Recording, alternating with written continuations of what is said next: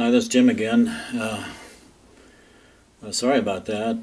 This is going to have to be part two of the uh, table talk on global warming. Um, Apparently, the camera ran out of memory, and I didn't realize it, so I'd gone through and finished and found out that it hadn't recorded some.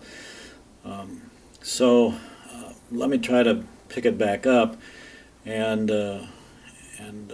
share with you some more ideas that I think are important. People ask me, are you using notes on these sessions? And no, I'm not. Am I reading it from any place? No, I'm not. Basically, it's a free flow of information that I have stored in my memory.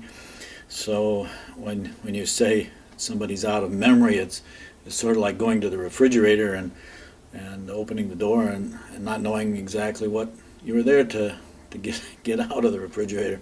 I hope that doesn't happen to you. It happens to most people. So try not to run out of memory. But in this case, it's a camera, and I'm hoping that it'll run till I can finish this and upload it.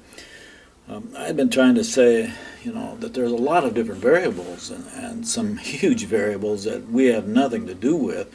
Another one that comes to mind is that the temperature on the surface of our planet is impacted by the moon. People know that we have the influence of the moon as it goes around. It creates waves, tidal waves, but most people don't realize that it also influences the solid ground. In fact, as the moon goes around, the Earth actually moves just a little bit, and it creates friction, and that friction creates heat. So again, it's complicated. There's a lot of things happening that are hard to connect sometimes. But there's another area that I'd like to get into that I picked up in 1997, 98, when we were having a severe El Nino weather pattern, and parts of the country were being deluged by rain, and other parts were absent of rain, and it was a huge factor. Actually, we're back to an El Nino now this winter here in the northern hemisphere, and we're kind of waiting to see what's going to happen. I'm sitting here right next to a small lake. Right now it's maybe 2 feet out of its bank. If you go back 2 years ago, we were worried that the lake would dry up. So just in 2 years we've seen tremendous changes in the amount of rain, and it's been a very unusual fall here in Nevada, Iowa. And it's being much warmer than usual. A year ago we would have had snow several times and freezing temperature. It's above freezing today here, a bit cold, overcast. But in 97, 98, when we had this El Nino, every night major TV stations would have a segment on El Nino, and it was always highlighted with the information that we don't know what's causing El Ninos. Well, I brought it up in class because it was a social issue. And it just happened that one of my students had been down at Galapagos Islands over Christmas vacation, and she wondered if it might have anything to do with the warming of the ocean in that part of the Pacific, because they weren't allowed to dive, and that was one of the reasons they'd gone down there. The reason they were given was that there was a high sulfur content. Well, the high sulfur content was actually coming from an underwater volcano, maybe 2,000 feet down off of the Galapagos Islands. That volcano erupted in '99, and some of you remember that scientists and concerned people from all over the world went there to the Galapagos Islands to move those big turtles and some of the reptiles because they were afraid that the volcano would cause them problems. But we got looking into that, and it turned out that at 2,000 feet down, the volcanic vents were, producing water that was maybe 800 degrees warm down there. What happens to 800 degree water 2,000 feet down? It comes up. And so, it was obvious that there was something happening in that part of the Pacific that was warming the water, for maybe several years this was going on. In fact, at one point, it was suggested that the Pacific Ocean which would be the eastern side, or right off of South America, was actually a foot higher than the Pacific Ocean on the western side, over by Asia. And it was a foot higher because as the water warms, it increases in volume, and it was actually, 1 foot over those thousands of miles difference there. And I knew that, in the northern hemisphere, the waves, the ocean currents go clockwise, so you have this kind of pattern in the northern hemisphere, and that pattern greatly influences the air movement above it, and we get the jet stream that comes across, and that has changed dramatically in the last decade or so. Normally that jet stream came across the United States right about where Iowa is. In the winter it was a couple hundred miles south of Iowa, and it'd bring the cold weather down. In the summer it was a couple hundred miles to the north, and it'd bring the warm moist air from the Gulf. And I think most of my life we've experienced a jet stream that was pretty stable. But in the last 10 years or so, certainly since El Nino, that jet stream has changed. Instead of always going across, it has created a huge loop in it. And where that frontal area is, particularly on the East Coast, it's created a lot of tornadoes. It's created typhoons or hurricanes on that side. And last winter, they had tremendous cold and snow in the northeast part, like hundreds of inches. And one of the things that happened was that you had a high pressure area off of Oregon and Washington, and that high pressure area made the jet stream go up closer to Alaska. So that last January, the weather in southern Alaska was warmer than it was here in Iowa. And then as that jet stream looped down on the other side of the Rocky Mountains and came up, it created a low pressure area there that actually drew down a high pressure area off of the Arctic Circle, which is why we had such severe cold temperatures in the Northeast. It's sometimes called a polar vortex, and it's a movement of air on the North Pole that goes around very slowly and very low to the ground, but it can move, and this low pressure area pulled it down and created a huge change in temperature. Well, as the jet stream goes across the Atlantic, it has also been affected. It's actually affected by the pollution that New York City dumps off, from their city 40 miles out. That warming water, the pollution from that is causing a warming water. So you have the water currents that are going there, the Gulf Stream, actually are dividing, so that a levity goes up here to the north and is warming up the waters in Newfoundland, but then it's going across.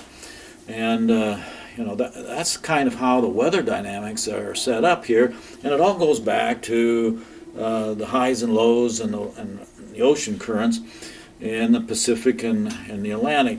Now in the southern hemisphere, it also goes around that way. So at the equator, if you were in a raft and the raft was going, 200 miles to the north, you'd be going towards Asia. If you were in a raft maybe 200 miles to the south of that, you'd be going towards South America. And it's believed that the Polynesians and probably the Chinese knew about these currents maybe 1,000 years ago, so that it's very possible that they had explorers find South America by just getting on that current and going along with it.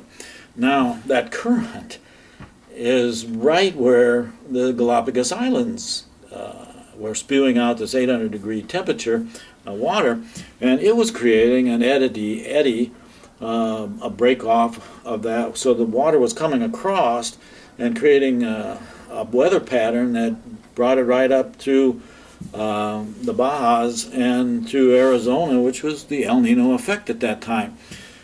Now, sitting around in class, we decided that that must be what was causing El Nino, that warm water in the Pacific, the volcanic action that was going on. So we wrote a letter to one of the major TV stations that emphasized this El Nino, and we asked them to look into it. They never wrote us back.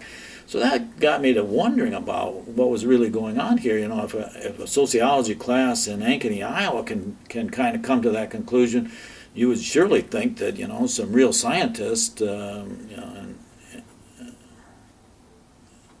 weather people would figure this out and been telling us that. But it seemed obvious to me that either they didn't get our letter, or they didn't want us to, you know, get into this kind of information. What was happening at Galapagos was also interesting from another point, that there was Jacques Cousteau and his ocean explorers actually went down there with one of those little submarines, and they found that right where that 800-degree temperature was, they discovered some new species. These were fish, crustacean kind of fish and reptiles, I guess you'd call them, had very thick skins, but they were surviving in very high heat, but also tremendous pressure. You know, at 2,000 feet down, the water pressure would be tremendous, and there was no light down there. It was completely dark. As surprising was there were plants down there. There were some very big leafy kinds of seaweed growing down there without any light, you know. And from my biology class, we assumed that, you know, we were on a planet that needed photosynthesis. We had light from the sun creating life in the plants. But here was a new species, and that kind of struck me home that, you know, maybe we're not thinking about, you know, all the possibilities of what life might be like out in the universe. It may not take oxygen, it may not take photosynthesis, it may not take the same kind of atmospheric pressure that we have here, because obviously we have that life form here on the bottom of the ocean. Since then, they've found the very same kind of life forms in the middle of the Atlantic, where there's a trough that goes down 6 miles deep. There's also a volcano going off down there, and there's also another volcano going off underwater out in the Pacific Ocean off of the Philippines. So right now we know that there's at least 3 volcanoes going off underwater, and there's a very good chance that there's another one off of Washington, Oregon, in a trough that's existing there.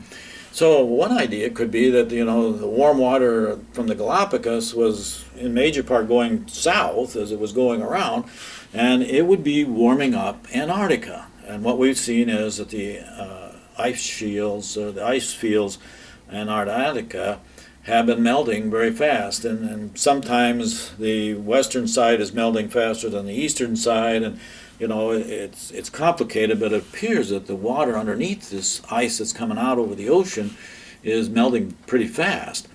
And that's troubling, because what's holding back these glaciers, there's 5 main glaciers down there, and these glaciers are as big as Iowa, you know, they're huge. And they're not really attached to the land underneath them, which people assume, but really there's a thin layer of water running underneath these ice fields that could be 2,000 feet high. So obviously there's tremendous weight and there's tremendous pressure to move towards the ocean, and the only thing holding it back are ice, they're called calves, that have broken off as it's melted on the front side, and it's sort of like a dam that we get here in the spring of Iowa, ice jam, where the ice is all jammed up, and it's you know, it takes an effort to, in some cases, dynamite it out to get the streams running again, or we'd have tremendous flooding. Well, that kind of ice jam is holding back these glaciers in several areas, and if if we continue to see some warming effect coming around from this volcano, which is, we assumed that it might have stopped after it came up in '99, but apparently there may be another one, or it may be repeating itself underwater. But there's a constant warming temperature under those glaciers, and it is creating an effect on what might the glacier do. And if you look at the northern hemisphere, that glob of warm water that finally got into this Gulf Stream is now, not Gulf Stream, but ocean stream. It may have reached the northern part of the Pacific Ocean. And so it would seem that, pretty logical, if you can kind of piece all of that dynamics together, that there are some things going on underwater and by volcanoes that may be a major influence on our weather patterns. And obviously, if the water is warming up, the air streams above it are going to be warmer, and we may be going through one of those cycles where what's happening in the oceans is causing the global warming that we're seeing. It may not be as much of the greenhouse effect at all, and I think we need to be very cautious here to blame the greenhouse for all of the warming when there could be a lot of variables. I don't think it's something you can dispute that the greenhouse effect is there, and I would not want to say that we should ignore that in any way. It only makes sense that we should keep the pollution down, keep the carbon footprint down, and I think we just need to be more understanding of how complex this is. But there's another side to this as concerning as all of this, and that is something called the Ring of Fire, which you probably have heard of that. The Canadian geese are taking off here. You might have heard of them. From Alaska all the way down North America and South America, there's a mountain ridge, and it comes around up on the Asian side, which is called the Ring of Fire, and there's thousands of volcanoes. Some of them are ancient, some of them are going off now, and a lot of earthquake activity along that region, and it's called the Ring of Fire because of the volcanoes, and that would obviously be one of those volcanoes involved in what was happening in Galapagos. Now, it almost appears, and I'm not alone in thinking this, that there are elements in our science community and our government that don't want us to get into the fact that there may be some changes that man is producing in this Ring of Fire. Particularly like in the Alaska situation, where we're pumping mud down into oil wells to bring the oil and gas up. That mud has a different viscosity than the oil that's coming out. So you're pumping millions and millions of cubic feet of mud down there, creating huge caverns because the mud evaporates down there, and that creates cavities.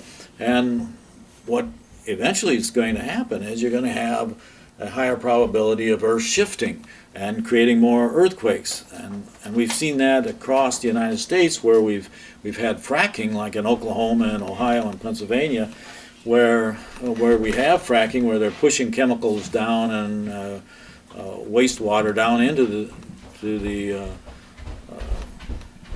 hundreds of feet down to bring up that gas and the oil. That's creating earthquakes. I believe Oklahoma has had a record number of small earthquakes, and some pretty large, but also North Texas and in Ohio and Pennsylvania area. That fracking is having an influence not only on earthquakes, but it may be creating some weather changes as well, particularly when you look at what's happening on the Ring of Fire and the volcanoes going off. So what I'm suggesting is that man can be having a great influence. It may not be the exact same influence that government and science and environmentalists are trying to suggest. There's one other influence that concerns me as well, and that is when you're looking at what's going on in the Antarctica area particularly, you have these giant ice fields that are just waiting to come rushing into the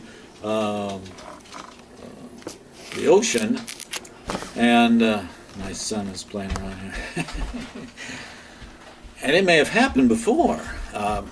We don't see this in our textbooks. We don't see it in ancient history kinds of text, but it appears that about 11,000 BC, 13,000 years ago, there was a calamity. And it would appear that the calamity was related to the ice fields in Antarctica melting to a point where they came rushing into the ocean, and a 2,000-foot high glacier can produce a 500-foot tsunami very quickly, because there's evidence that there were a number of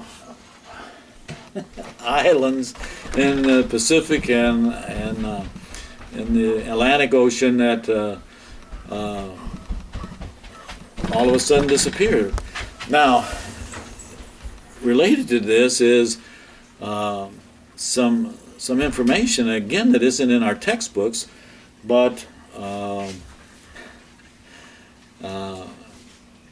when we talk about ancient civilizations, we're usually talking about the Egyptians, the Sumerians, and those civilizations between 10,000 BC and 0 AD. But there actually were civilizations between 18,000 BC and 11,000 BC. And we don't see those in the history books, but there's actually explorations now in the bottom of the Black Sea on something called the Daggerland. There's expeditions off of India in something called the Warkia. There's expeditions in the South Pacific of a civilization called the Mu, and there's always been hints of a civilization called Atlantis, and maybe it was off of Florida or in the Atlantic someplace. So why is it that we aren't being discussing these ancient civilizations that appeared from 18,000 BC to 11,000 BC? And then all of those civilizations and their fables or the hand-me-down legends, they all talk about the earth sinking or their islands sinking, but actually what might have happened is the water came up. So if you're looking at the last ice age, if it's the last one, we might actually be in the middle of it. 18,000 years ago, the ice age would have been at its peak. It would have started 25,000 years ago. 18,000 years ago, it was at its peak. And as that peak was reached, it would have lowered the oceans and seas around the world. In fact, it could have been very dramatic, because what we now think of as the Mediterranean Sea may have been hundreds of feet lower, because there's evidence of hundreds of communities, villages at the bottom of the Mediterranean Sea. They didn't build them under the water. So at one time, the Mediterranean area was a basin, and maybe one large river going down the middle of it. And this would have been at the time when the ice would have been the highest, and as the ice picks up the moisture from the seas, the water level was going to go down. So we could have had large land masses off of Florida and out into the Atlantic, large land masses in the South Pacific, large land masses off of India, and it would appear that there were civilizations, some of them very advanced. Some of them had advanced education, advanced technology, advanced astronomy. They had not only language, but astronomy, medicine, all of these kinds of things that we've kind of given credit to some of the civilizations in the 10,000 to 0 AD time period, like the Egyptians. It well may be that the Egyptian pyramids at Giza were actually built by the civilization called the Assyrians, who were the Mediterranean people, prior to the Egyptians actually building hundreds of smaller pyramids later on. So what we're looking at is interesting interpretation of history, and I think we're being kind of shut out of some possibilities during that time period. But one event, and it's picked up in religious literature as the flood, and the Bible talks about 40 nights of raining and 40 days of raining, but it may have well been that the ice broke loose in Antarctica, and a huge tsunami came forward that would have wiped out all of the civilizations that I've just mentioned in a huge calamity. But then as the ice melted, it would have raised the water level to closer to the levels that we see today. So it's interesting that we're not preparing ourselves for some very dramatic kinds of changes. It would obviously indicate that during that early time period, the oceans were 200 feet lower, and now they're up to where they're at, and we're seeing the water come up all over the world. In Venice, they're having almost permanent year-round flooding there on their main streets, and if it were to continue to come up another 200 feet, we're going to see dramatic changes to our coastlines and all of the major cities that we have, on the coast, from New York to Boston, Philadelphia, Miami, New Orleans, Houston, San Diego, Los Angeles, San Francisco, Portland, and Seattle. All of those cities will be lost, and we might have a Gulf of Mexico that comes clear up to St. Louis. So, instead of bickering about the carbon print and the pollution, we should set standards, and people that comply with those standards should be rewarded, but those people that cannot comply, they should be shut down, instead of this hassling around and giving people second, third, fourth chances to improve. We should do whatever we can to reduce the greenhouse effect, but we should be preparing for what might be coming here in the next 10 years, 100 years, and it would appear that we should be moving inland.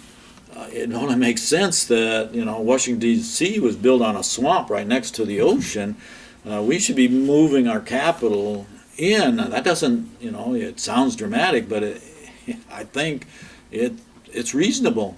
It may be reasonable for a security reason. Why have all of your power in government in one location? It just makes some sense that we should be doing some proactive kinds of planning here and moving inland. Now, the irony of that is, going back to that thermostat idea, what's very likely to happen, and it may be happening already, is as the Earth warms up and the ice melts, comes down, what's happening is it's changing the salinity of the oceans, particularly the Atlantic Ocean, and as the Gulf Stream is coming up and going across, it's actually speeding up. The colder water makes it move faster, but it also has the colder water going down deeper. In that trough that's 6 miles deep, the Gulf Stream is going down and coming back up underneath it, and it's feathering out. They've seen some of that in the last few years, where the Gulf Stream is going faster, it goes across, and then it feathers out. It may have a point where it stops.